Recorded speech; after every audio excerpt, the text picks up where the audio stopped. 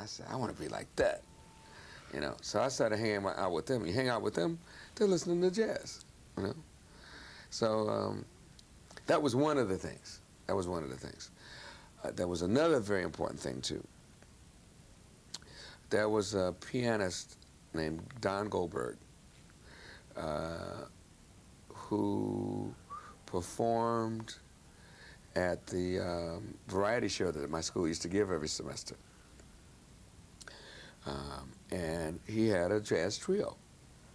And he was my age, he was in my class, and I heard him improvising. Mm-hmm. And I was shocked, first of all. It sounded, I didn't know what he was doing. Because I always used to turn jazz off whenever it was on the radio. Because I didn't understand it, and I didn't want to know anything about it, I didn't care about it, I didn't like it. But when I saw this guy improvising, you know, and it sounded organized to me. I didn't know what he was doing, but it sounded like he knew what he was doing. Uh-huh. Then I became fascinated. Uh-huh. Because he was doing it on my instrument, and he was my age. Uh-huh. I thought you had to be much older to play jazz, you know.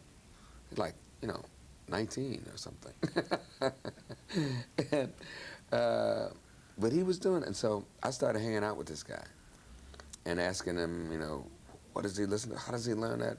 How do you do these things? And so at the time, his favorite pianist and the person he tried to emulate was George Shearing.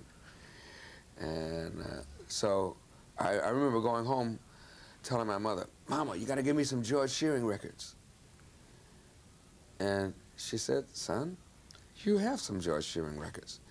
I said, no, Mom, you don't understand. I want to get some George Shearing records. I got to find out how to do this stuff, improvising, you know.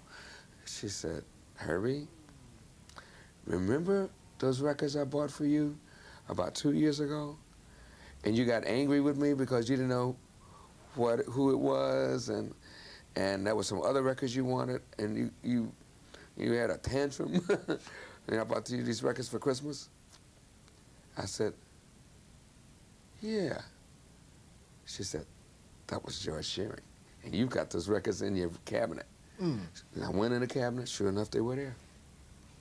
You know, my mother had no idea that that was going to be the first jazz artist that I would ask about. You know, it just...